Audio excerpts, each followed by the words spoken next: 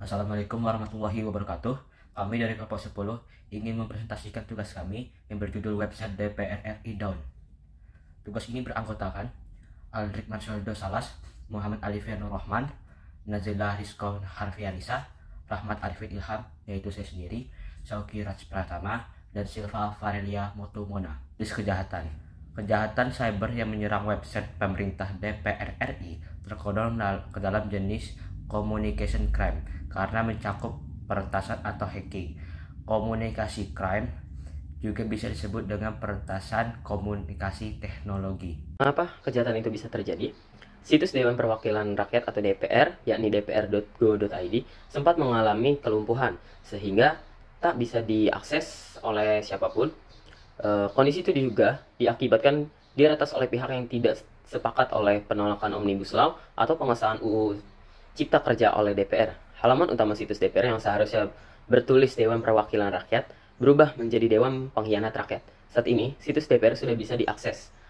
Pengamat keamanan cyber CISSR mengatakan peretasan yang terjadi pada situs DPR kemungkinan adalah praktek deface, yakni mengganti tulisan perwakilan menjadi pengkhianat rakyat. Dampak bagi pemerintah, nama pemerintah tersendiri menjadi terancam dan membuat hal tersebut menjadi masalah yang cukup besar karena nama pemerintah atau nama Dewan Perwakilan Rakyat Indonesia tersebut akan menjadi tercoreng dan tidak dipercaya lagi oleh masyarakat sekitarnya. Dan yang terakhir ada dampaknya bagi masyarakat, yaitu masyarakat tidak dapat mengakses website DPR RI untuk sementara waktu. Oleh karena itu, warga akan kesulitan mencari informasi yang dapat dikeluarkan oleh DPR RI. Tindakan pengamanan yang dapat dilakukan. Yang pertama adalah membackup data.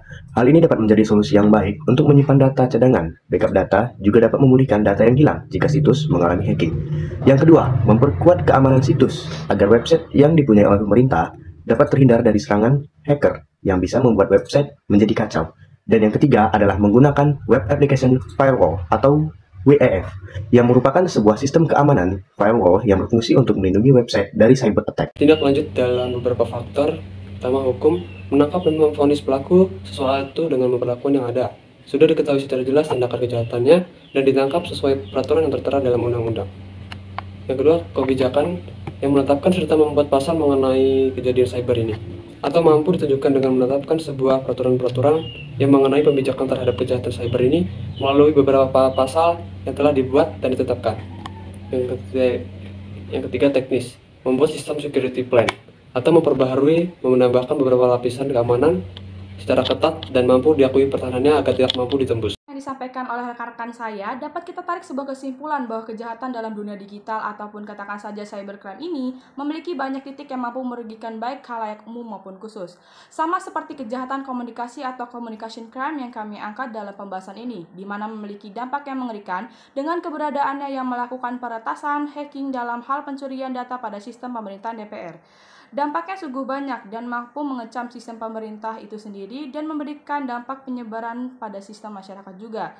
Dan disitulah pemeran pemerintah untuk harus segera menanggulangi kejahatan dengan cepat tanggap, melakukan tindak pengamanan secara personal pada sistem maupun tindak lanjut dalam jalur hukum kebijakan yang ada. Dan begitulah kesimpulan yang dapat diambil dari pembahasan ini. Semoga mampu menyampaikan dengan baik apa yang ingin disampaikan. Cukup sekian dan terima kasih.